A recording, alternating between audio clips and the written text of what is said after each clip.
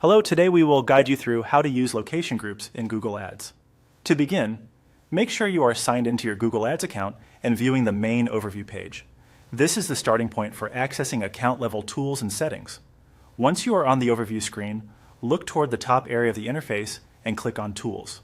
This menu is where Google Ads keeps a variety of shared resources, setup options, and management features that apply beyond just a single campaign.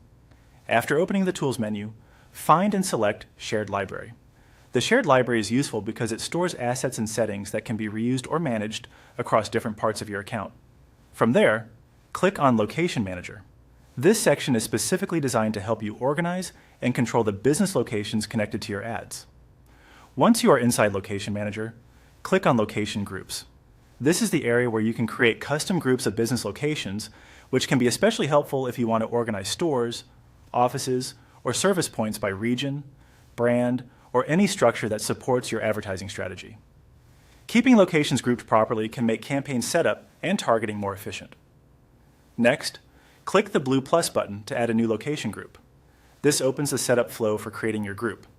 At this stage, follow the on-screen procedure provided by Google Ads. Take your time here and review each option carefully so the group matches the locations you want to include. The interface will guide you through the required selections, and it is a good idea to double-check the details before moving on. Small setup errors at this stage can affect how your locations are organized later.